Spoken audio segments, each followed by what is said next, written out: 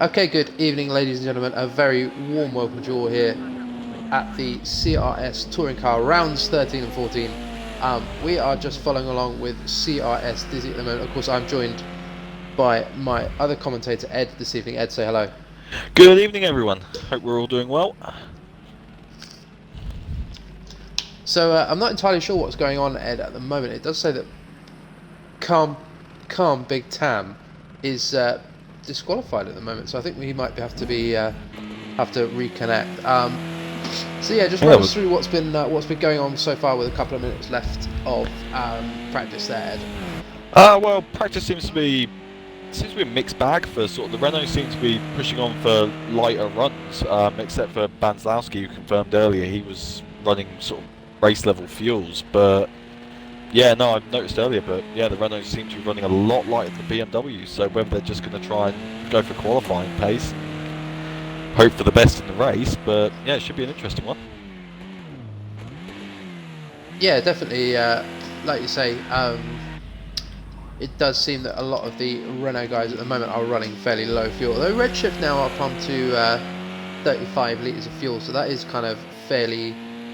That's a heavy load. Pace. Obviously, we're missing a few guys at the moment. We're just hoping that those guys are going to get in and get involved. Obviously, we'll wait until we get into qualifying to see who we have in the session. Just moving to the points, Ed. At the moment, Big Tam, who we saw earlier in this qualifying session, but not quite at the not with us at the moment. Big Tam out in the lead at the moment, having a really great race. A stonking race last time. Yeah, definitely a couple of stonking races last time out. So Big Tam now on 116 points, really closely followed by Banslowski on 114. He's not letting him get away. No, definitely not. And I think this is all going to hot up towards the end of the season. Obviously, our finale next week at Bathurst, so at Mount Panorama. But we are here at Brands Hatch today, and we're looking forward to some great racing. So we're just waiting for the guys to finish their final laps as we see Redshift just losing the car. And I think the great thing is on the championship points is the midfield is still all to play for, as there's not a great deal of points difference in between sort of from Redshift all the way down to Mass there, and again Sausage Miyagi and Jacob are just on the outskirts, like a couple of good results, and they're up there for the championship again. Yeah, that's very true. Obviously the guys having a great race last week, especially some of the guys in the midfield as well. Obviously, we saw last week Mascong running really, really well and running very fast, but just not able to put it all together last week. He's looking quick again here, Ed. Are you expecting him to see a kind of a bit more consistency from Mascong? If he can get the consistency down, absolutely. He's like Mass's one lap pace is phenomenal, and if he can just tie that up into keeping it consistent, keeping it on track. Like last week we saw Mass putting in some phenomenal laps, and then all of a sudden, well, I saw him up on two wheels going through the chicane at Zolder. just that it was great to watch, but just little mistakes like that where it's just maybe not getting his braking right, or the turning isn't quite where he wants it. It's just costing him masses of time, pun intended. Yeah, as we just watch GRG Jacob just getting it all kinds of sideways coming round Druid. So definitely some cold tyres out there at the moment.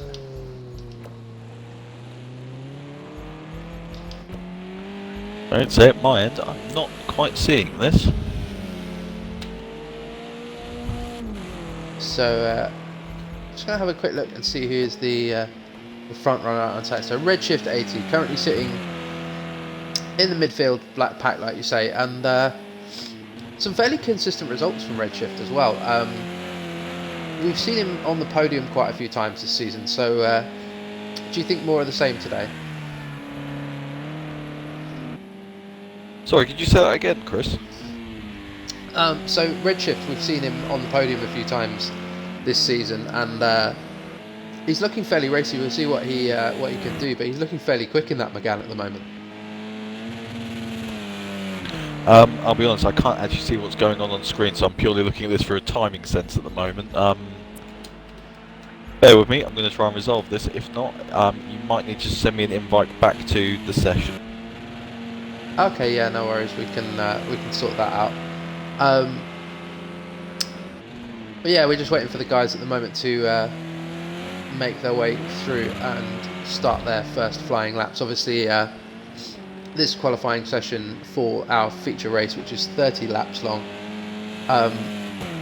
So we'll see what the guys can do. Obviously, some quick pace. Just what's a quick lap for you, Ed? What's a quick lap around this track?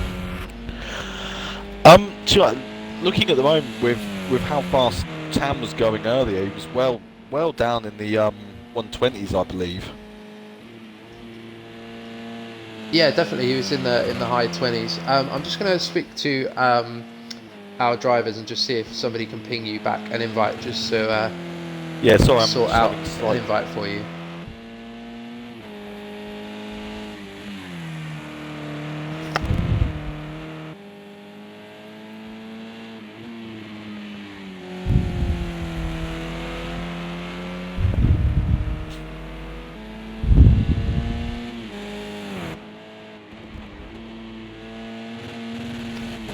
So there we go, ladies and gentlemen. So we're just working on getting Ed back into the party at the moment, and we're just waiting to, as we watch Redshift 80 come around, and that is a 130.4 straight away there, Ed. So a quick time from Redshift, a couple of seconds slower than what we were seeing in practice, but definitely kind of a quick time. Yeah, my apologies to correct myself. It's a high 20. I did wonder there, and we see Doherty James just putting a 130.5 in there, so really tight between these BMWs, and it did seem fairly tight between the kind of all the guys at the front of the field at the moment, and it seemed fairly close between all of them.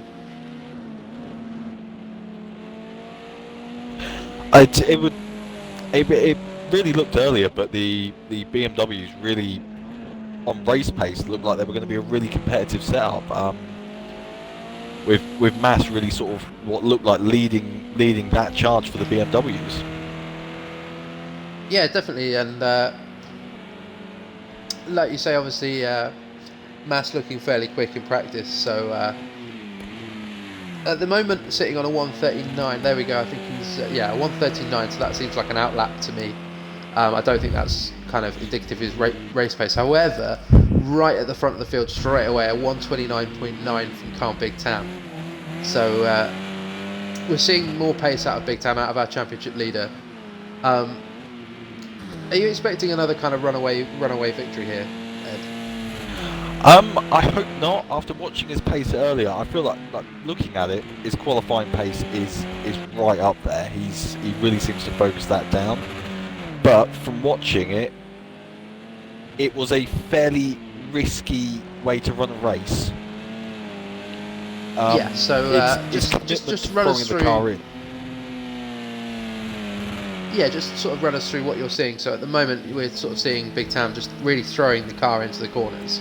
He seems to really have that driving technique down for that car. He's really found something with it, but he can really pitch the front end in through the braking phase or through lifting off, however he's got the car set up to do that. It gains the rotation and just knocks the back out just enough, but it's recoverable for him.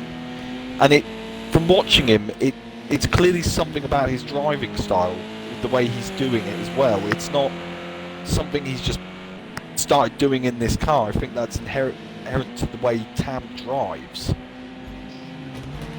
Yeah, I mean, it's like I say, it's something that obviously works really well for him, and as we see Big Tam taking it's kind of a second and a half of his lap time there, now sitting on a 128.4.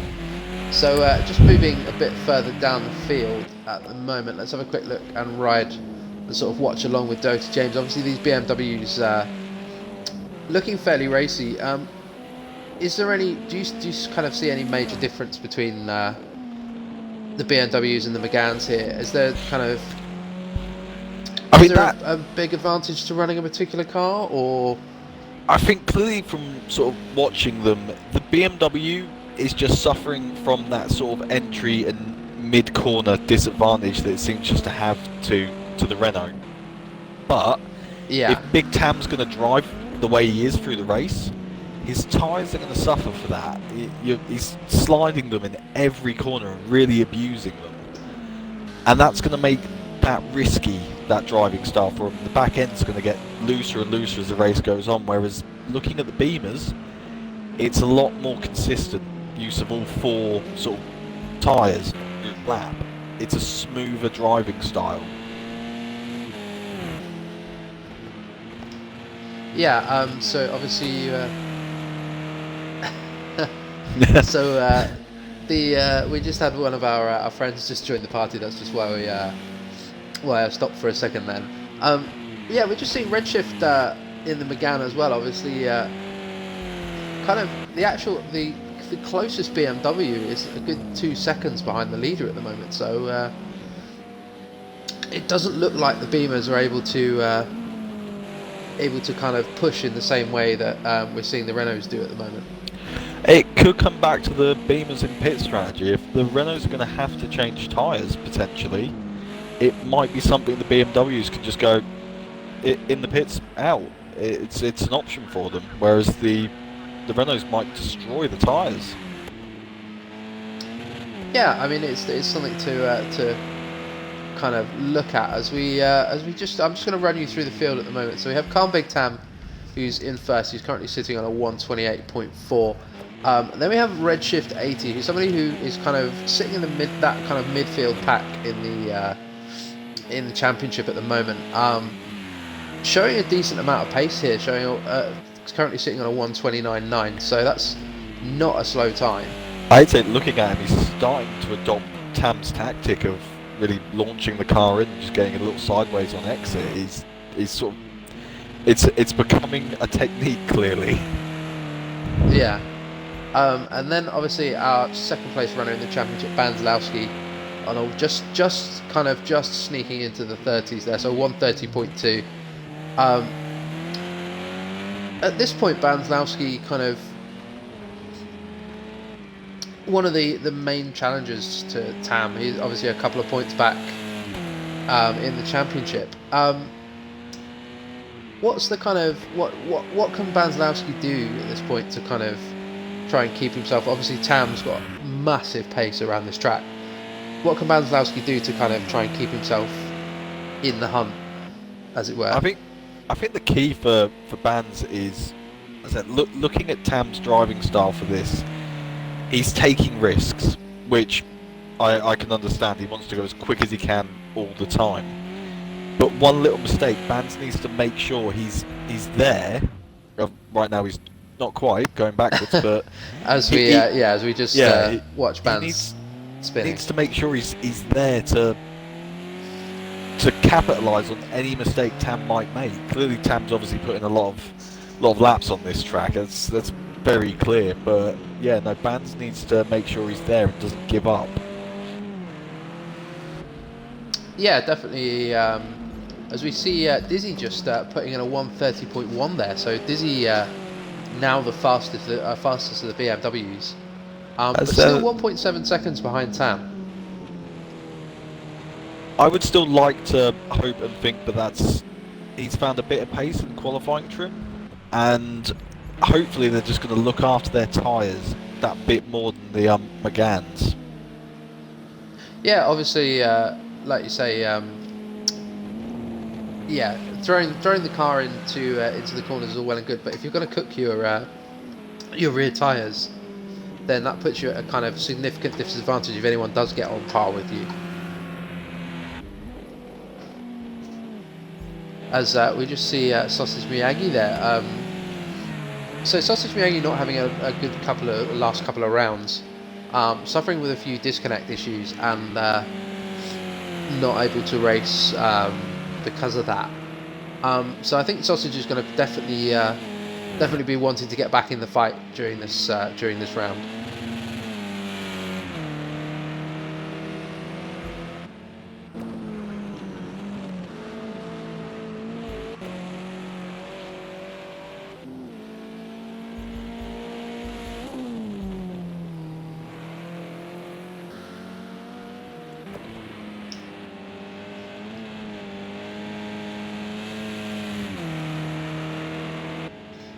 So as we just watch Redshift 80 there, our second place runner on a hot lap, now running on a 129.7. So still just over a second behind Sam. Obviously qualifying pace not quite there. And slowing down, that seems like he's just letting Jacob through there. So obviously just kind of, as we see Jacob just getting that corner all wrong there, and just a little bit wrong. Not quite the line I've seen into that corner. I wonder if that was a kind of a braking issue there, and just trying to push a little bit too hard.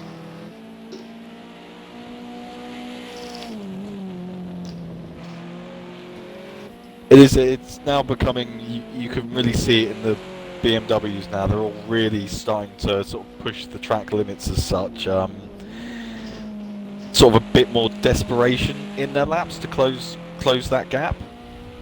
But yeah, they're all obviously pushing very, very hard at this point, and just trying to extract as much time out of the track as they can. You don't get points or you don't get full points for qualifying, so they all need to remember that there's a race after this.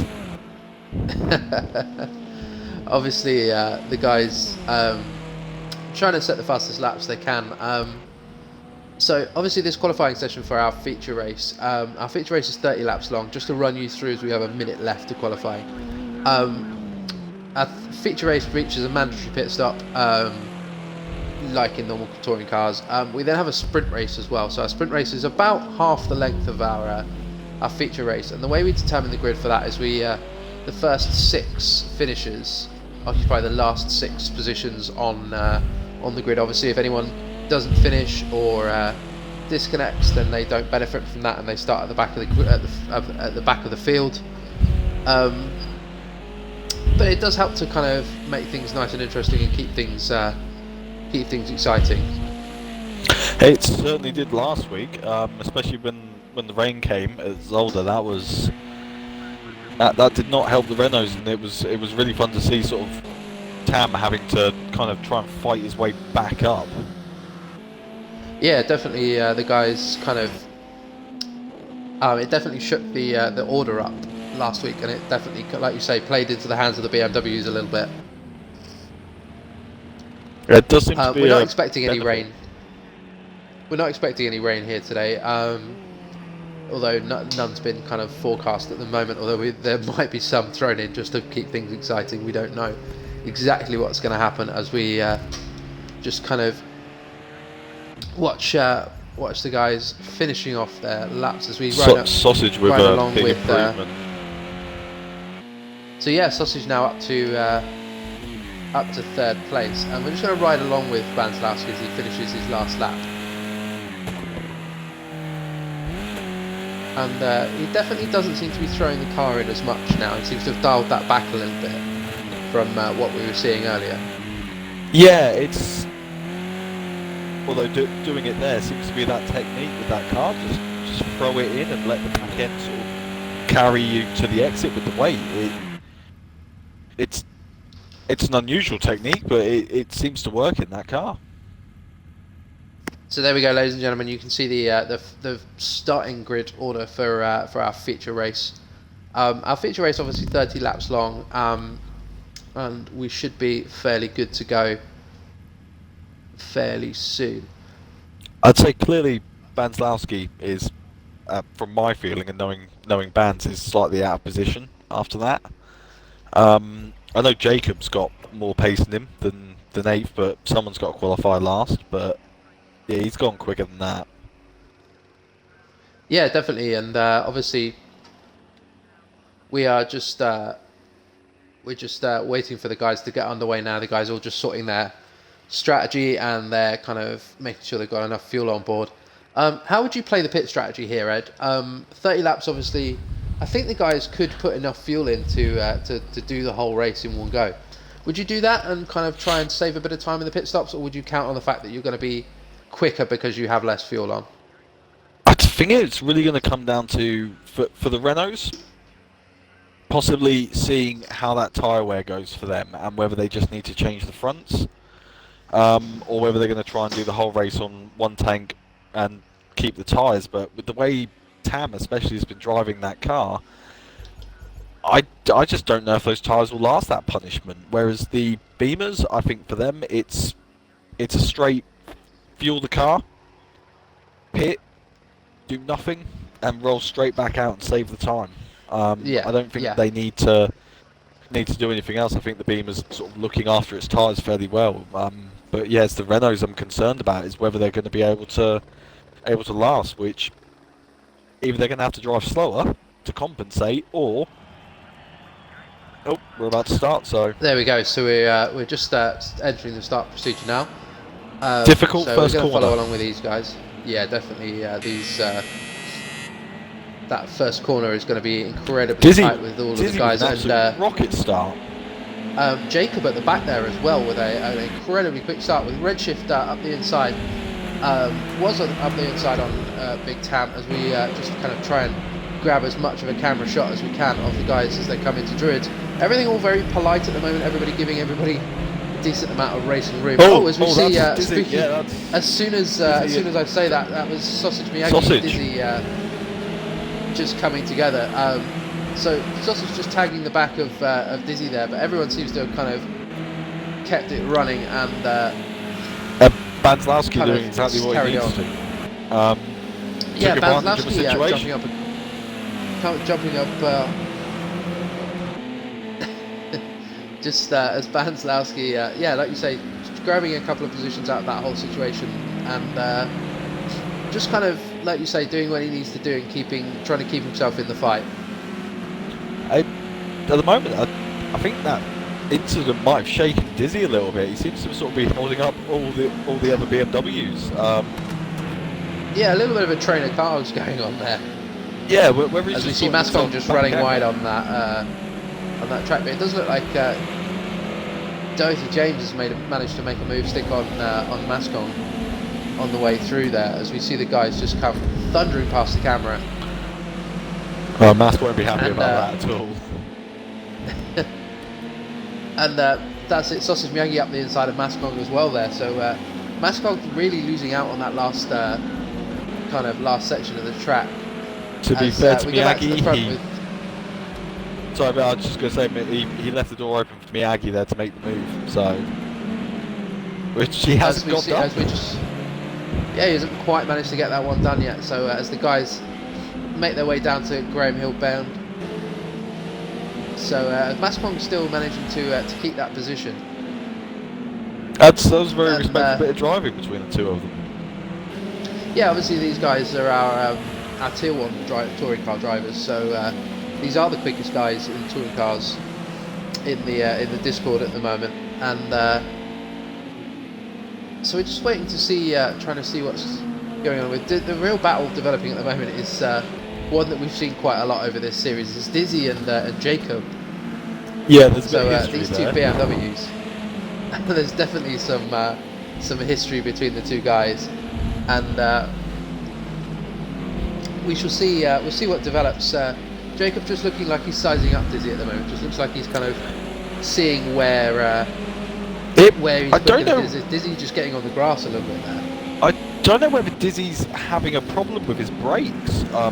Being honest with you, it just seems like his brake lights keep flashing on and off on corner exit. Whether that's the way Dizzy drives the car, but Dizzy's brake lights just seem to be flashing on and off. Yeah, let's just follow along with Dizzy and see what's going on there. Seemed okay through that corner. Seemed a little bit tentative, but as we see Jacob just trying to make a move. You're not going to make a move. Stick around the outside of Druids there. As we now follow along with Banslowski, who seems to be trying to kind of get onto the back of Redshift 80. Tam has done an absolutely stonking race pace lap at 129.3. That's 2 seconds quicker than anyone else has managed to go.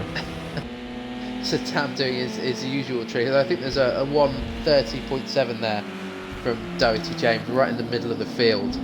As this train of cars now, it looks like Jacob's kind of lost out somewhere behind Dizzy, just lost a bit of time. So that's given Doherty James the chance to get around him, and Mascom all over the back of Jacob there in the back of shot. None of them are making it easy for each other. It just seems to be it's come the sort of BMW battle where none of them are going to get. As we see Sausage Miyagi just a little mistake coming out of that corner there, and just kind of thumping the barrier with the back of the car. I think at this point he's probably a bit frustrated, and he's probably trying to overdrive that Renault.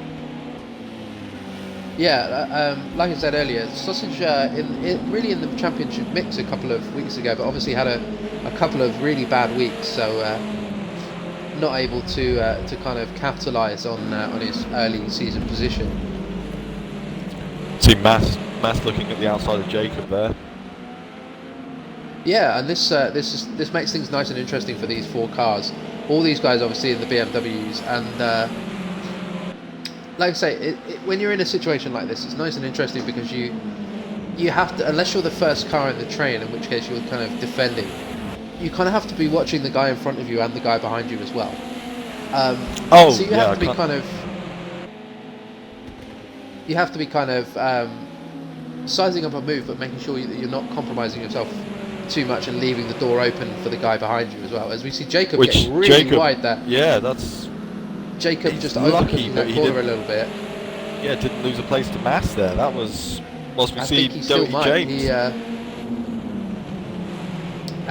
We see... yeah, like you say, Doty James just putting all kinds of pressure on Dizzy at this point. I think at this point, these guys have a bit more pace than Dizzy, and he's kind of just holding the pack up with... He's driving consistent. He's not giving them an opportunity, but yeah, I think the guys might have a little bit more pace than him in this phase of the race. Yeah, I think you're definitely right. He does seem to be just kind of placing his car and kind of as I say that he gets that corner right. Yeah, he's actually the commentators he's going to lose 2 places. About that. He's going to lose 2 places there to Doty James. Jacob just taking a bit of an interesting line and just losing out there to Mascom in the back of shot. So we'll see if Doty James can now run away from Dizzy and see if he can kind of create a little bit of a gap, and that should kind of tell us where everyone's pace kind of sits. Yeah, well, to me, he's not pulling a gap currently. Dizzy seems like he's... brake lights flashing on Dizzy's car on the straight there. Yeah, I wonder if there's something going on. Yeah, I don't know if it's just a game glitch or whether Dizzy is having a problem with his brakes, and that's why his pace is off. Because obviously he qualified this race in the fastest of all the BMWs. So yeah, as we just watch, we're just going to move to the battle at the kind of for second place there. Banzlowski seems to have managed to make his way onto the back of Redshift, or get kind of fairly close. So another battle developing here. I was just looking forward to. Sorry, Ed. I was just going to say, it's just going to that time gap coming down. I'm sure Redshift is aware of it and watching it and knows, but Bands is creeping. So it's just that little bit of pressure, just starting to pile up that he'll know he's getting. So that's going to increase that. About a second quicker that last lap. So Band's running just over a second quicker that last lap. So he's gained a great deal of time.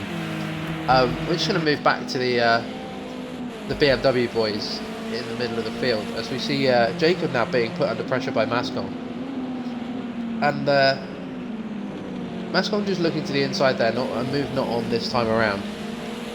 I think Mass will be sort of from the mistakes Jacob's made in front of him.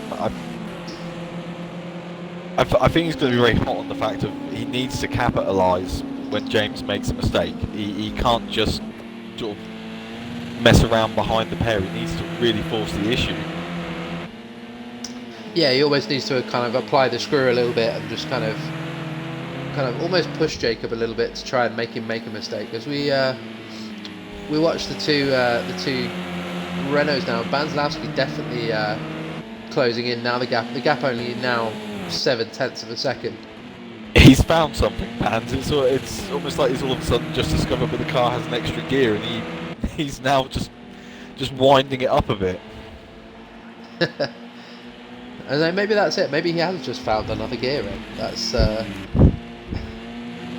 It's always there. Like a lot of the time when you're driving, you'll just find that in some scenarios you just find yourself ignoring everything else that's on track, and all of a sudden you start picking up time. You don't realise it yourself until afterwards. Oh, sorry, as we're saying, Dizzy losing out there to Jacob making a move on Dizzy. So that's the second of the BMWs kind of past Dizzy now, and again it does seem like Doty James has managed to kind of gap this this kind of pack of 3 cars. I at this point would be surprised to not find out that Dizzy's got some sort of issue with his brake pedal. It just, every time I see that car, there just seems to be a weird flash of the brake lights, whether it's mid-corner or along a straight. Just seems a bit weird. Yeah, there's definitely something odd going on there, and like you say, yeah, it wouldn't surprise me if we see some kind of issue with Banzlowski losing the car there.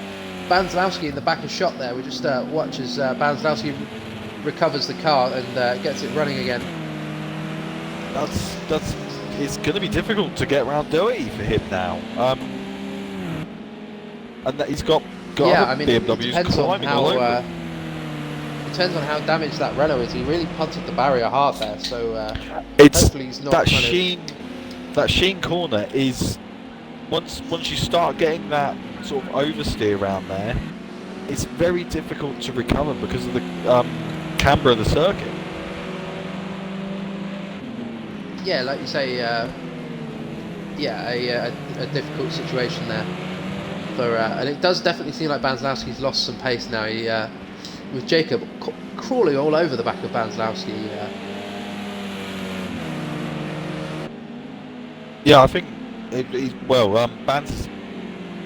Well, possibly about time to call an early pit stop and get that fixed.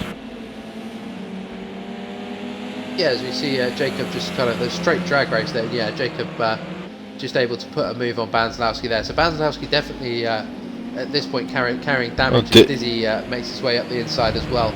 So Banzlowski, like you say, losing a lot of time. So yeah, definitely not a bad time to call a quick audible and kind of take a pit stop to try and get some pace again. Yeah, absolutely. It seems to also giving Mass the opportunity to possibly get a run on Dizzy.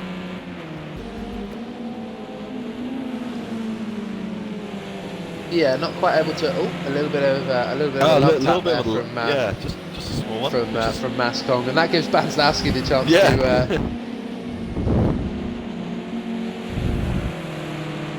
Yeah, Banz, even with a damaged car, still managing to make the move stick on Dizzy there potentially. These guys race down to the first corner. That looks like he's got the move done there. Has Banz just found that gear again? Oh, I think he might have done, you know. Oh, that's Dizzy. a little bit of argy-bargy between the two of them. And there we go. That's the move got done, and it looks like oh dear, Mass has pitched Dizzy.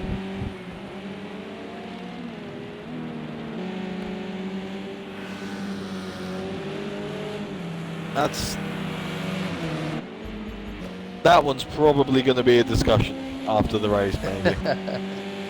I think the guy just kind of listening on the team radio. The guy's kind of chatting about it at the moment. So I think all's fair at that point, and we'll see what the guys say afterwards. But we're just going to have a quick look. Somebody we haven't talked about at this point, just because he's so far ahead. Carl Big Town, 12 seconds in 9 laps. Race. Town is, well, we've not talked about him very much, and it's purely because he led from the start and just kind of walked away from the rest of the field. It's a dominant display again from him. I would be interested to see his tyre data, but watching him now, it seems to be less aggressive, which he's holding a consistent pace and doing a great job. I think at this point he might be the pride of Scotland. I'm sure he'll be incredibly pleased to hear that, mate. As we just have a look at Doty James, our third place runner. does seem to have closed up onto the back of Redshift 80 a little bit. Gaining, but not by like 3/10 a lap at this point. So this might be another little battle going on here. As two old rivals there, Banslowski and Sausage Miyagi, about to go at it as well. Oh, Miyagi's dived up from... I don't even know how Miyagi got there. He was 20 seconds down last time I looked. I say all the guys kind of sitting there in that pack. So Banslowski back through Dizzy, all kind of in with the shots. We see Mascong just making a move up the side of making a move on Sausage Miyagi there. that was really close between Mascong and Sausage Miyagi there. I think at this point Mas has probably just got his foot fully down because he knows that Dizzy is going to be looking to put that previous move right and showing him how it's done next time. Yeah, definitely. I think you're right there. And now we see Dizzy right on the back of Mascong again. So this kind of four-way battle getting really interesting now.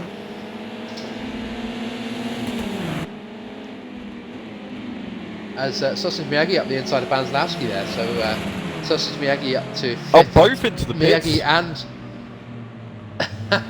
so Bans and Miyagi there, both pitting at the same time. So this is going to be a straight fight between the two pit crews to see what they're going to do. And we'll wait and see. I think Bans might be doing some repairs there, and Sausage Miyagi too. So if we jump back to Mascong and Dizzy there in 5th and 6th place. So Dizzy just dropping off the back, but not by much at this point, Ed. Again, I think it's just going to come down to, which does seem to, but just who's going to make that wobble, who's going to have that mistake, because that seems to be all it's taking. Like Mas there, just running a little bit wide, just giving Dizzy a run straight down to the next corner. Yeah, obviously the guys. This making a mistake coming out of that corner, that's basically it's the longest straight on the track, so you're kind of definitely at a kind of massive disadvantage. You're going to be losing time all the way down that straight, but Mascong just going super defensive through that corner and just kind of placing his car right in the right place, and just letting Dizzy know I'm not about to give this up. I'm going to put my car here. If you want it, you're going around the outside. Yeah, and just to kind of fill you in on that pit stop battle there, Sausage Miyagi able to get out in front of Banslowski, but it does look like Banslowski's now repaired his damage that he had on his car, as we see Dizzy coming into the pits now. So these guys are pitting really early, Ed. I get the feeling that's purely because they're just feeling that the fights are possibly just taking too much time. And looking for a bit of sort of space. Yeah, I think you might be right. A bit of clear air between the cars might not be such a bad thing here. Doherty's still pulling on the back of Redshift, just a little bit of lap. Yeah, so Doherty, that last time around was about 3/10 faster than Redshift in the around the lap. So just very slowly, just gaining time on Redshift 80. Like I said, that pressure is going to just slowly add up a bit. That's all he needs to keep doing, is just making Redshift start to question, where am I going to find this time? And that's where mistakes come in.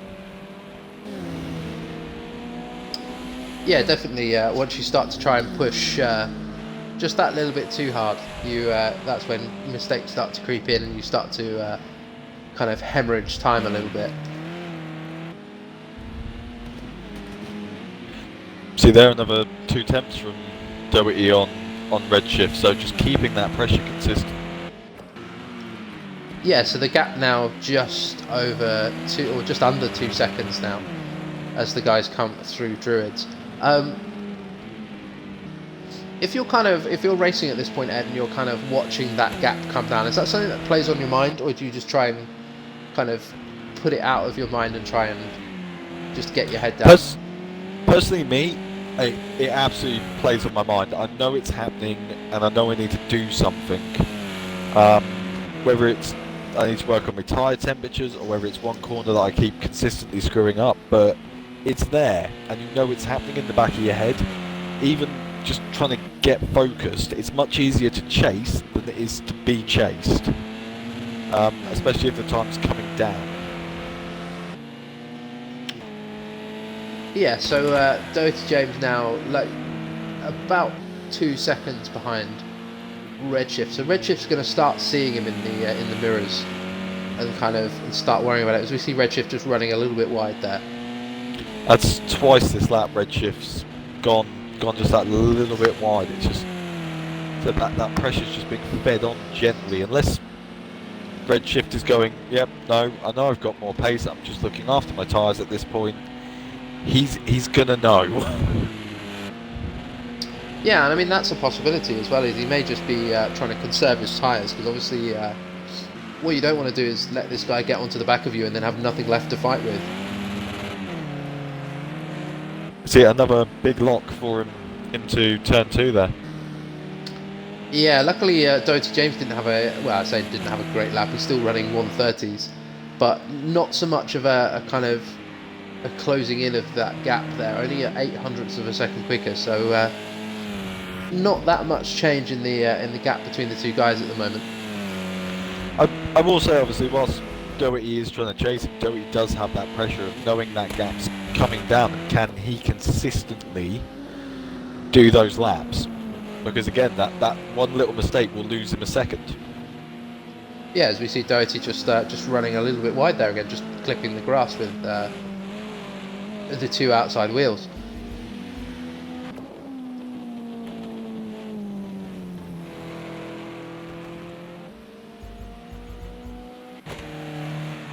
As we're just going to move to the back of the field now, so Sausage Miyagi and Banzanowski at the back. These guys both made their pit stops. Both still running 131s. So do you think these guys are fueled fairly heavy at this point? It would be interesting to see, but I think at this point they're just struggling to get back onto their pace. I don't think they added fuel when we looked at the pit stop, so I think at this point they are just trying to get back into a rhythm. I will say, looking at the timings though, even Tam, he's dropped off his initial pace. I think that McGann is starting to suffer on tyres. Yeah, possibly. If he's kind of cooked his tyres a little bit, then he's obviously going to have to go a little bit more careful into the corners. I could be wrong. It just seems to be, but obviously Redshift is doing a 136. He's only 2 tenths up. For someone that was a sort of second and a half clear in qualifying, either he's looking after them now, he's built a lead, or they're starting to wear. Yeah, to be honest, knowing the guys and knowing what's going on, there's definitely going to be some gamesmanship going on here between the guys, just to kind of try and psych each other out. So as we see Calm Big Tam, we'll see what this lap time is this time around. See if he's picked the pace up at all. So yeah, there's a 130 dead. So he's picked the pace up just a little bit, just realised that the guys might possibly be closing in. As we see Doherty James just dropping all the time there on Redshift. So definitely a mistake happening there. Some kind of spin, so pushing just a little bit too hard, and that might drop him into the. That's going to drop him into the clutches of Jacob there. So we're going to see Jacob just take third place. Jacob obviously still to pit. So this is going to be interesting to see where this brings Doherty James out in relation to the rest of the guys in the BMWs.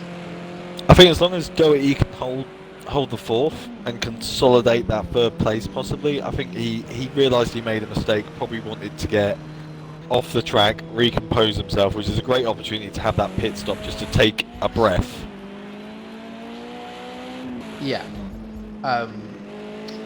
Yeah, I think you're right. That's probably what's going on there is, like I say, Doherty realised that there was something had happened, or something had gone wrong, and immediately took the decision to dive into the pits and take fresh rubber.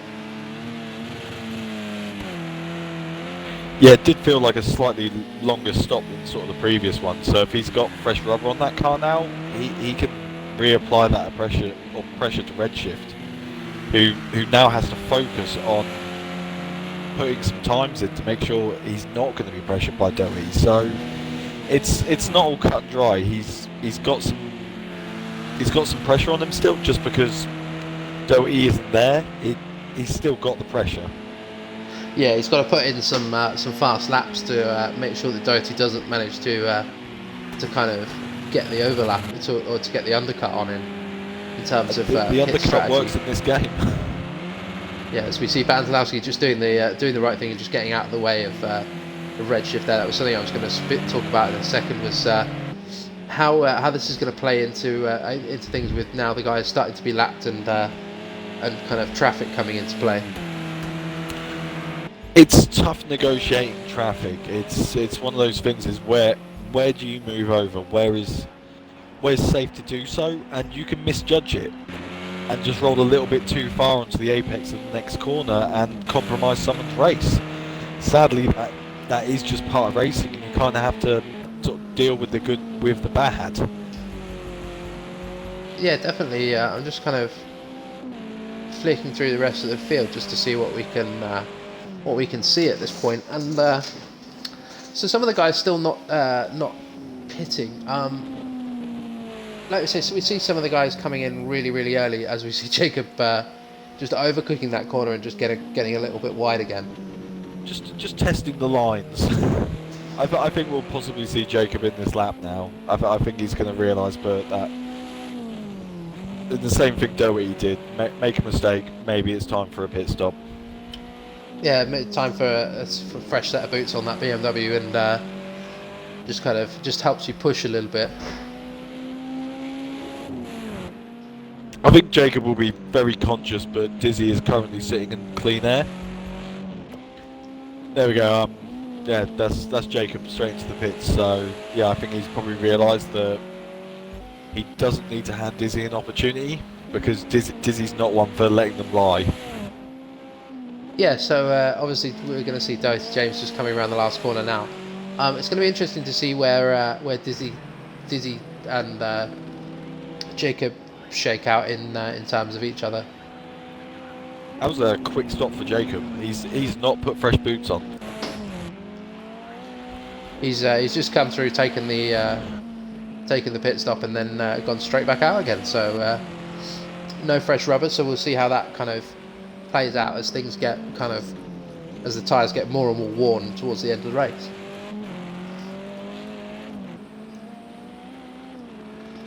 So Tam's dropped a bit of time again. Obviously still fastest guy on track, but down to a 1:30.7. I think that's about as slow as I've seen him go. Yeah, with obviously Redshift now. Oh, sorry, now putting hard. in a 1:29. just to show you, Ed. Obviously he heard that and just upped his pace substantially. I was about to say that Redshift sitting on a 1:30.8, actually putting in a 1:31 there on that last lap. So we'll see what the guys can do. See if people, and we're just going to have a quick look. And Banzalowski and Mascong getting quite close together now. So Mascong only a couple of seconds off the back of Banzalowski. I don't think this track is suiting Banzalowski very well with his driving style. Obviously incredibly quick rounds older, but just seems to be suffering a bit at Brands Hatch. Yeah, it doesn't seem to. He hasn't had the greatest of races, and doesn't seem to be kind of making as much of a splash as I think he probably needs to at this point in the championship, Ed. No, especially with it coming down to sort of the final rounds. This not helping him. He really needs to be pushing Tam at this point and forcing those errors, just to keep his championship really alive. But yeah, this first race, he at the very least he needs to overtake Miyagi. Just I think play so. the tactics game and have a pole position for the next race.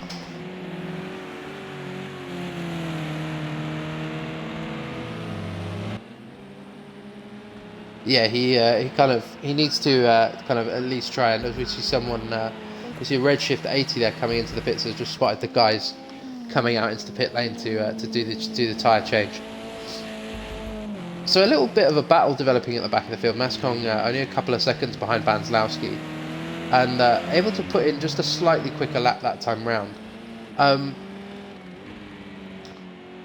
Mascong not having a great race at the moment. Seems to have kind of dropped off to the back of the field. What do you think is kind of? Do you think this is just a kind of pit strategy thing with Mascong, or do we I think again it's that issue I see Mascon having in a few races is but blinding one lap pace.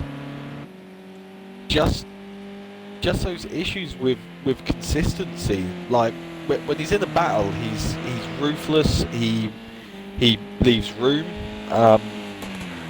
Minus that slight error earlier, but he's a very good and close racer, but just seems to suffer with a bit of consistency, which is costing him.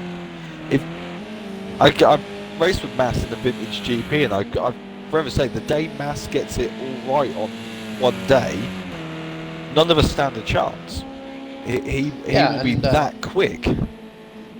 Just to kind of update everyone, Doty James has made a pit stop already, so he's moved up to second now. Redshift dropping to fourth, so Redshift really not having a good pit stop there and losing a chunk of time. That kind of shakes the order up a little bit, and it actually closes these guys back up again, because Doty James, Jacob, and Redshift 80 are all within about 7 or 8 seconds of each other. For Redshift, Jacob's not an easy person to overtake. He's definitely not about just to lay back and let Redshift have that position. Not any day of the week is that going to happen. Jacob's definitely going to fight for that position. So we'll see how this develops. Obviously, Redshift does seem to be closing up on the back of Jacob there, but we'll see how this develops as this battle starts to rage. And we're actually on lap 21 now. This feature race has flown by. Yeah. It feels like only like 2 minutes ago I was looking and we were only 9 laps in. And for Redshift, it's one thing to catch up. It's another thing to overtake. And Brands is not the easiest track for overtaking. To be fair, there's not many points that you can really get a clean overtake done. Yeah, I mean, there's a lot of kind of fairly high-speed corners, and so you've got to be fairly committed to an overtake around here. The only real place to kind of stick a move up the inside of someone is at Druids, really. Yeah, I would love to see one of the guys try and take the outside line into turn 1. It's been done. It's a very impressive move, but yeah, you have to be really brave to do it, really trusting in the other guy, whilst Jacob is just letting Redshift know that if he's going to do it, he's got to go around the outside. I was going to say just that we might see, I swear you have foresight, because we might see that right now. And it looks like I'd be really happy to just see it. Trying to get the run on Jacob up into Druids, and not quite able to make it happen this time around. But these guys are absolutely nose to tail now, and that's some great car control from the two guys to race that close to each other and not kind of come into contact. So if Jacob wants to keep this position, he needs to focus on just putting that car on the apex. Every corner, just park it on it. Not give Redshift the opportunity to have that look up the inside, and just use his car to his advantage. Yeah, and we've actually just lost Mascon there at the back of the field. Mascon, I'm not entirely sure whether he's disconnected or kind of retired. But yeah, we does seem that we've lost Mascon. I will try and find that from Mass. Just to give an update on that, but it's difficult because looking at these guys, that's very, very close racing currently, and Jacob just not letting him have a single bit of movement up the inside.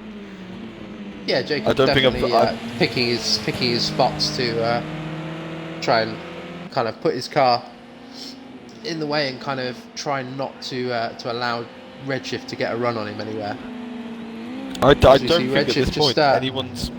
Redshift, there we go. very wide there, so that kind of Probably gives not the Jacob a outside bit of line I breathing meant. room. But we did see that kind of coming there, and actually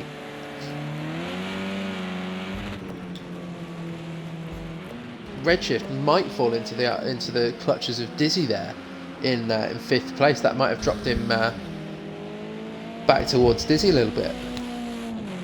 I think Dizzy would be very bright-eyed, realising all of a sudden that there's a Redshift within his grasps, and just again for Dizzy especially in that midfield battle, this is pure points for him, and after being the winner of the sprint race last time out in Zolder, he'll be looking to claw as many points out of the weekend as he can, as I commentator curse him quite badly.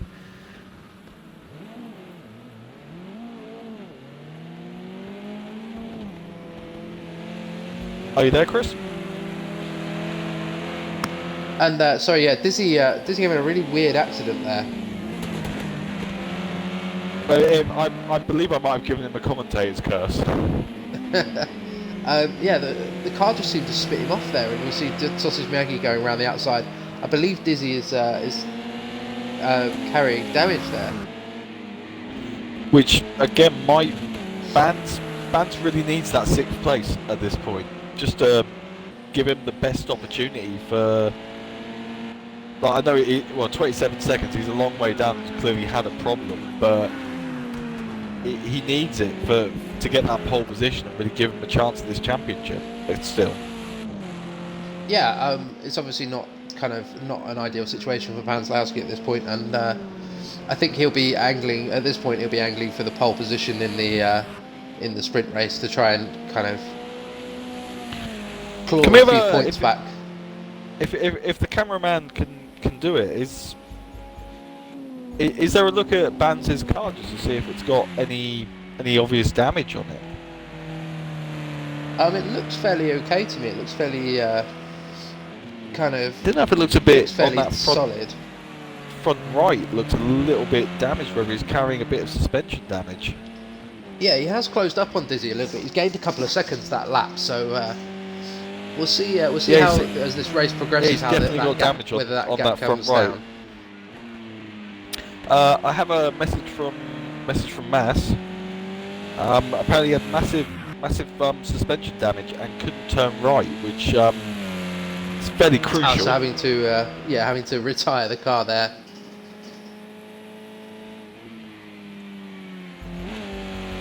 As the two guys at the front now, Jacob actually able to get past Dirty James. I'm not entirely sure what happened there, whether Dirty James made a mistake, but that actually brings looking at the front of Doherty's car. Doherty's had an accident. Yeah, it would look like it would seem that Jacob has kind of closed up, but the guy's not giving up yet. It does look like Dirty James is still pushing as hard as he can to get onto the back of Jacob.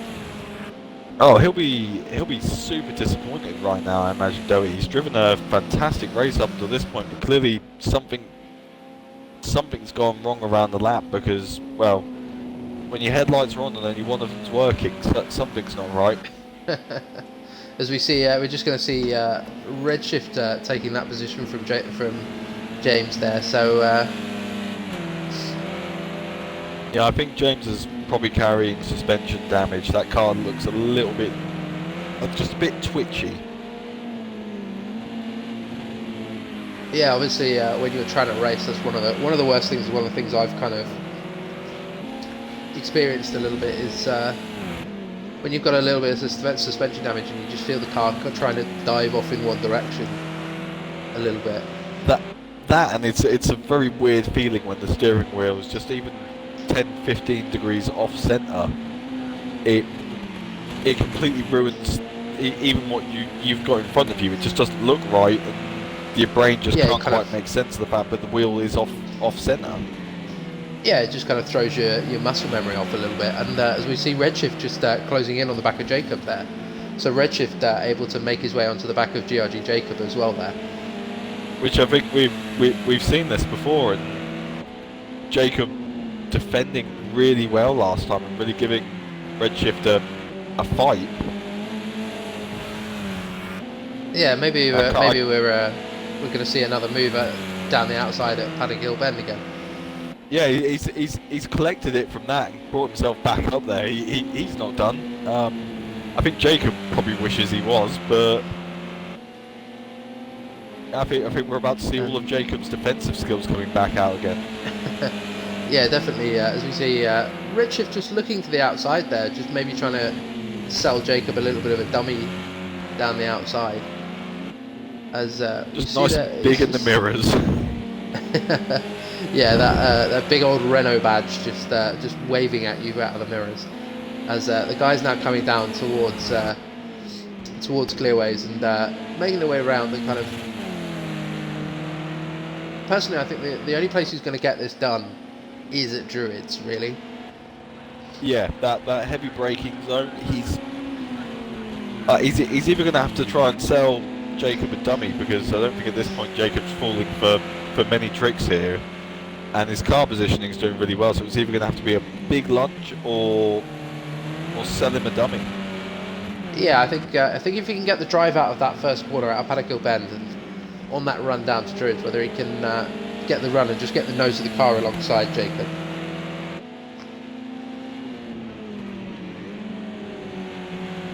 And the other massive thing this is doing for the race is it's just letting Tam run away whilst these guys are fighting.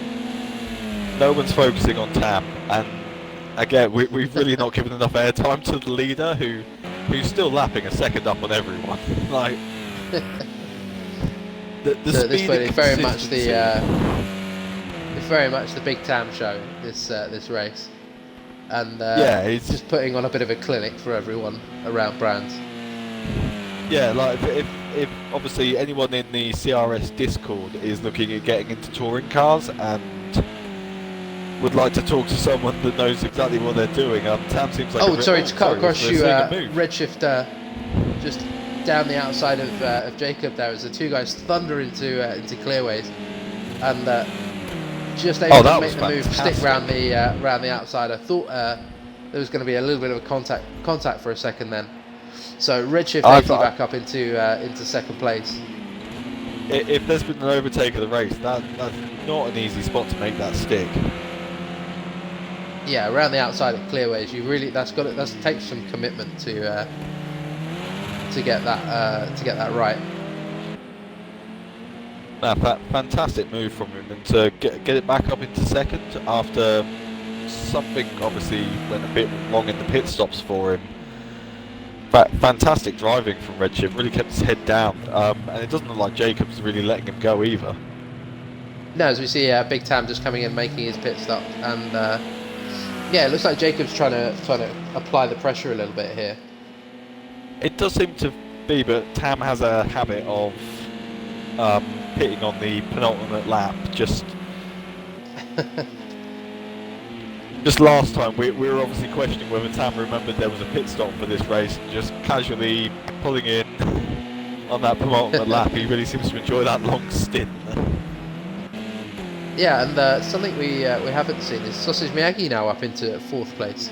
So Sausage Miyagi clawing his way back up the field into fourth place past Doherty James, and Banzlowski off the back of the field, only about 16 seconds behind Dizzy, so I don't think he's going to catch him in the couple of laps, and barring any kind of mistake. No, not on this occasion, sadly, for Banzlowski, because he really could have used that 6th place. But again, this sets Dizzy up from what he did last week, which was start on pole position in the sprint race and control it. Yeah, I think that actually puts Dizzy at the back of the field, and it actually works in Banzlowski's favour, you know. I thought it was the top 6 get reversed. Yeah, so the top 6 move in the order that they finish to the back of the field. Oh, okay. Sorry, it's not reverse. So yeah, that puts Banslowski on into pole position by my reckoning, and yeah, it makes it's gonna make things nice and interesting in the sprint race. It's still gonna. But what it's gonna do, it's gonna sort of neutralise possibly Tam's ability to very much do what Bell used to do in the early 2010s, which was start on pole and just build a big sort of 25-second gap, which obviously Tam is emulating. If he's a Vettel fan, he's doing it very well. Yeah, he's doing a great job at this point, and like I say, it's a bit of I feel like we've done Tam a little bit of a disservice in this race, and it's literally just because he's just run away from everyone, and we've not really had anything to note to talk about with Tam. Yeah, he's not had any drama. It's not been he's spun. It's just been a very calm, consistent race from him. Yeah, and that seems to be kind of Tam's MO a little bit, is to kind of, like I say, lead from the pole and just run away from the rest of the field. As we see Tam taking another win there, so that's Tam taking the win of the feature race there, and getting it all kinds of sideways. Clearly happy about that one. As we was very well held. Like Redshift just making his way out onto the GP part of the circuit, and it seems like Redshift's gained a little bit of a gap on Jacob there. Not as much as I thought he would, with the pace he was clearly carrying and how fast he could catch up. Like either Jacob stepped it up, or tyre life is just hurting a bit on that Renault now. It's probably not going to be enough for Jacob to do anything into this last bend. But hang on. Redshift. That's Redshift. This is going to be a straight drag race down to the line. Who's going to? As Jacob takes second place. Oh, well done, Jacob. Oh my God, the last corner of the race. I don't think Redshift's really happy about that. Not happy about that. But yeah, so Jacob taking second place. I don't want Redshift to watch this stream back, because I feel like I might have cursed him a bit there. And Redshift's definitely got to be kicking himself in that car right now. As Dirty James just doing a bit of modification to that car at the moment, as we see Dizzy crossing the line in 6th place. So that's the end of the race, guys. So our winner can't be Tam with GRG Jacob with a last corner move after a mistake from Redshift, and I've got a feeling that might get talked about in the post-race interviews. So we're just gonna try and grab some of the guys. I can't see him being happy.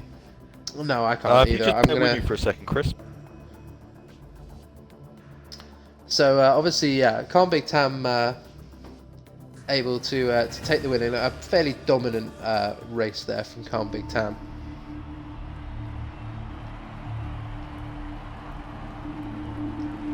And we're just going to try and grab a quick chat with some of the drivers.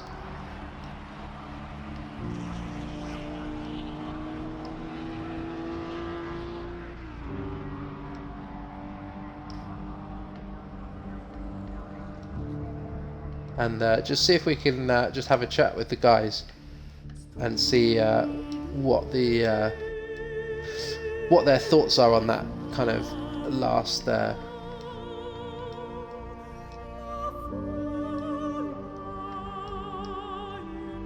we're just going to try and grab the rest of the guys, and I believe Jacob is joining us now. Hi Jacob, so if you just make sure you've got your audio included in the stream, just so all the guys can hear your answers. Jacob, a move on the last corner of the last lap there, but a great fight between you two guys. What's the kind of, just talk me through that last corner for you, and kind of your feelings when you saw Redshift off in the gravel there? Well, I didn't know he got out.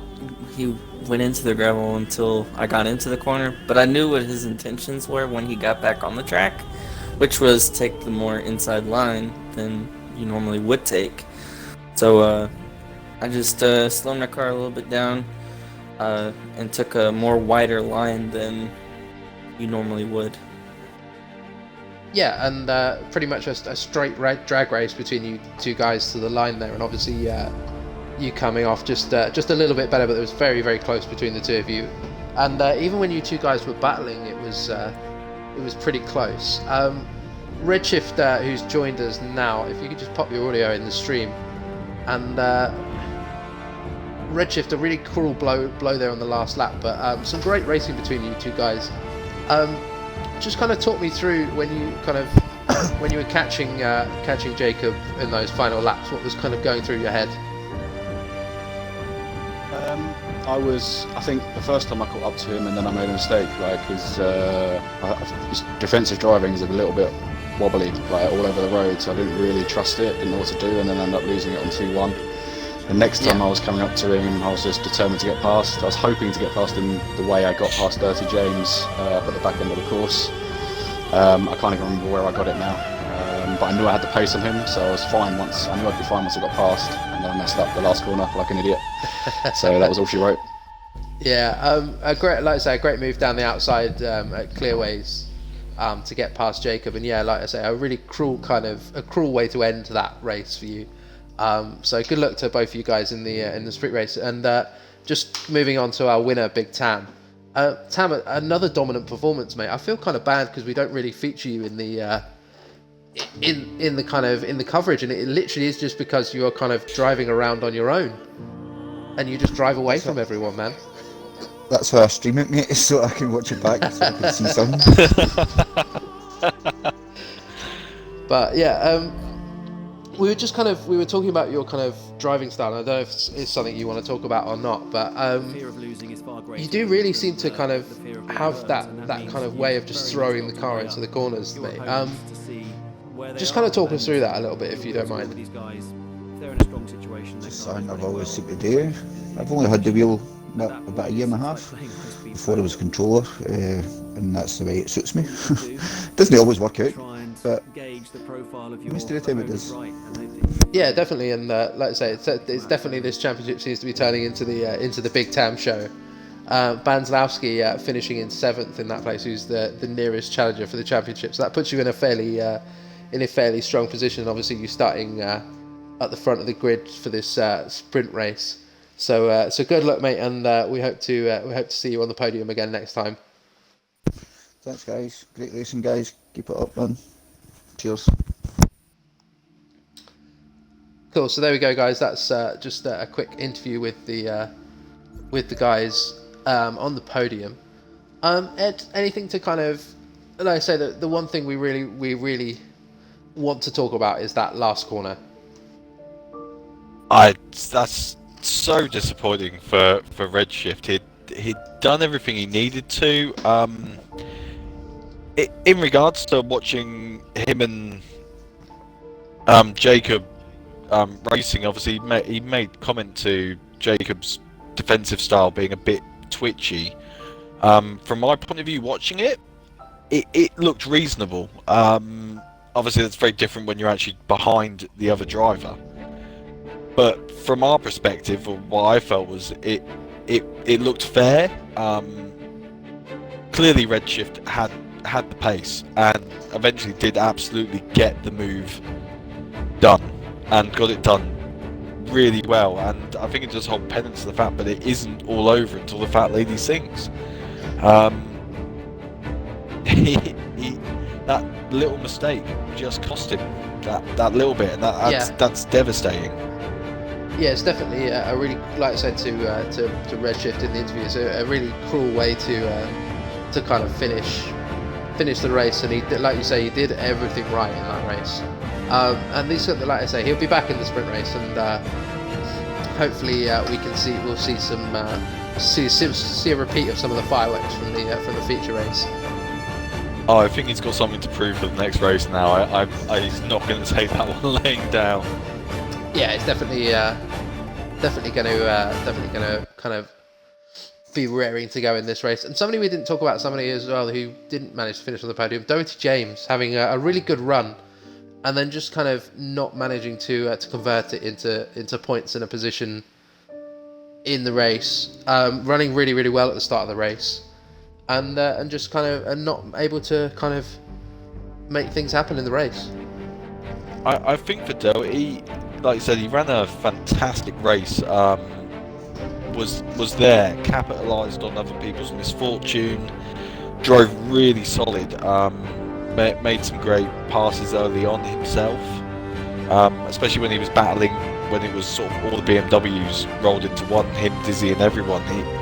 He kept his cool, he kept his composure, but clearly we missed it on the street, but just making some sort of mistake, which just damaging the car and losing out, which is really sad for him, because yeah, he again, someone else that had done everything right in that race and probably should have brought home a P2 there. Yeah, he definitely deserved to finish a little bit higher than he did in that race. And just talking to Jacob in the interview, and he was actually saying that he didn't actually know in that last corner that Redshift had made a mistake until he was already in the corner. So I think at that point, he kind of once he realised that Redshift was out on the grass and he had to kind of push as well. That must have been the best 18 seconds of his life, mate. I can only imagine coming into that corner exit and seeing a very slow Renault, because I imagine I would have consolidated myself to going, I've done well, I've got third position, I've driven well, and all of a sudden come out of the exit of the last corner and go, it's on for second place. Yeah, it's definitely something that you do. And, absolutely. And yeah, I mean, like I say, I feel bad because it seems to be the only thing we're talking about is that last corner between the two guys. But a great race from everybody in that last one, and kind of, I think everyone's raring to go for the sprint race. After that, yeah, they know they've got half the amount of laps and double the amount of pressure for this one. Several people with something to prove. Obviously, Mass is back in after suffering a mechanical failure basically on the car, which forced him to retire it, which gutting, because as we know, Mass is really quick. Yeah, it seems that like I say, Mascon just suffering with the car a little bit, and I say, yeah, I think Mass definitely had something to prove in this race. I think that's something that anyone that's watching the stream and sort of looking at these guys driving around, they do make it look incredibly easy, and damage is turned on for this. So when they make a mistake, they suffer for it. Yeah, like I say, these guys are the tier 1 touring car drivers, so this is the quickest of the quick in terms of touring car drivers in CRS. So it's kind of like you very rightly pointed out, when kind of these guys run, they're running so close together, and it is literally fractions of a second the difference between kind of complete disaster and making it look really, really easy.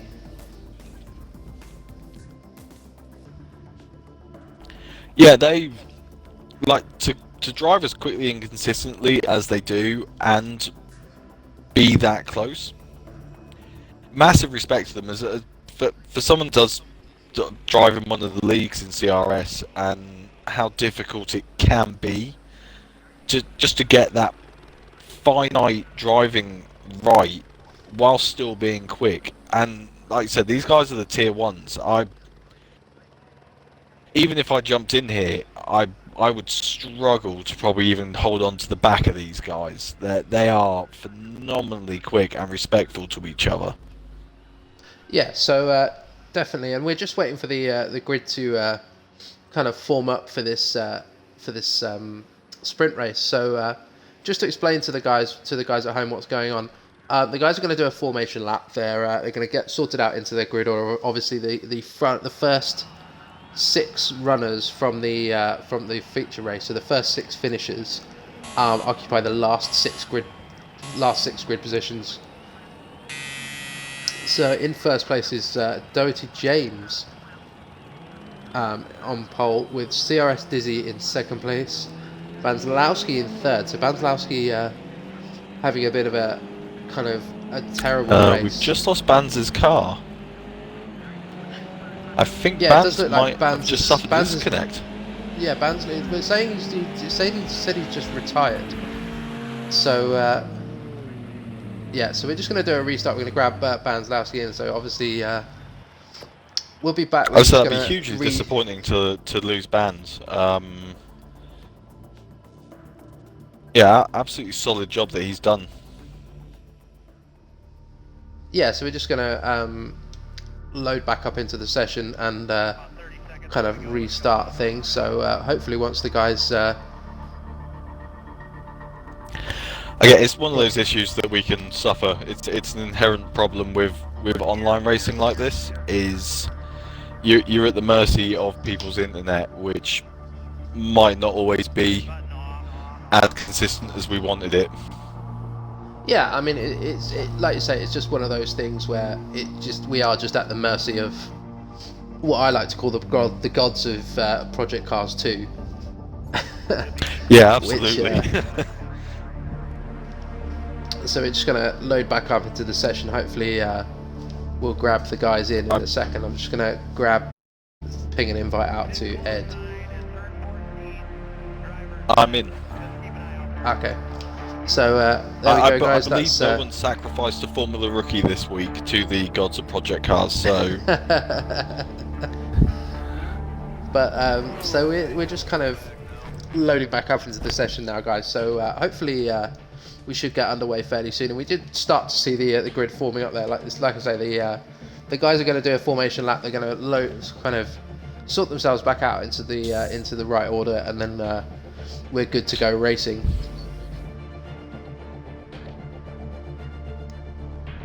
The nice thing is, coming into the sprint race, like I said before, they've got, well, first of all, a reverse grid to deal with for themselves. They've got half the amount of laps to sort out their fights with, and twice the pressure to do it in, because, like, Tam will be looking to really capitalise on starting low down this time. And most of the other guys are going to really be wanting to really push this. The guys that have something to prove, Doherty James, Redshift,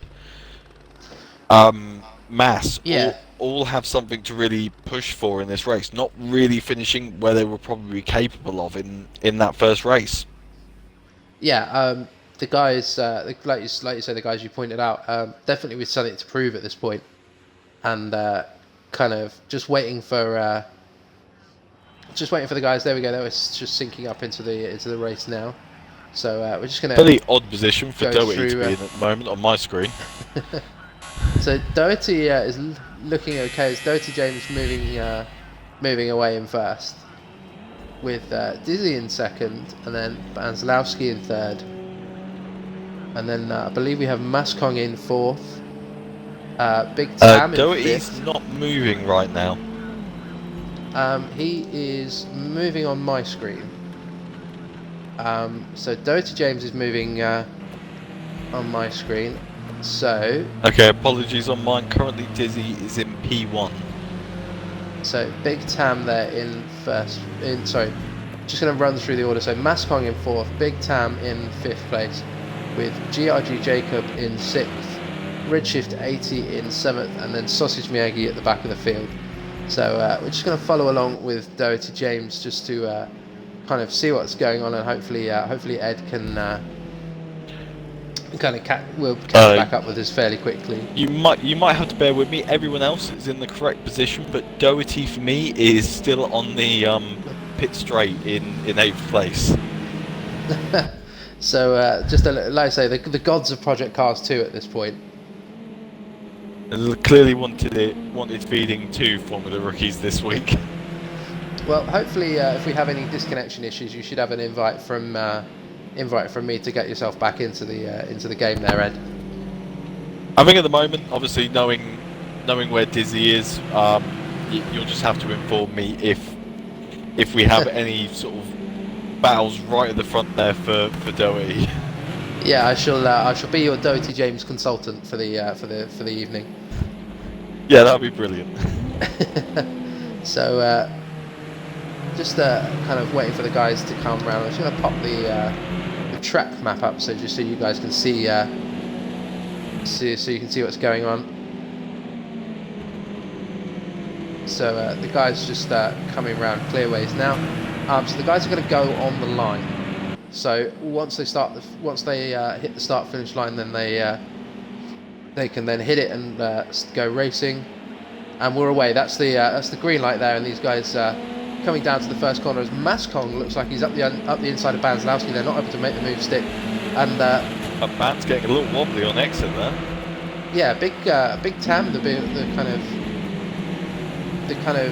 seems like the big loser there. He's in 6th place at the moment.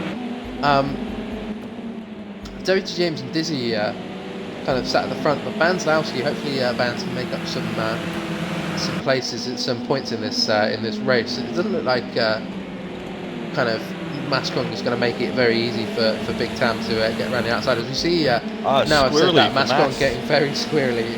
I'm just going to keep my mouth shut. I'm not going to talk about anybody's driving right now because they seem to be cursing at everyone. It's an issue this race. That's a brave move from Mass to try and hold it on the outside there. We see Big Tam just making it stick up the inside there into 4th place as Jacob round at the back of the field. Getting it all wrong. Getting it all wrong. Just looked like he got onto the grass on the outside and just got the car very sideways. And we're seeing the re-emergence of the Dizzy train a little bit.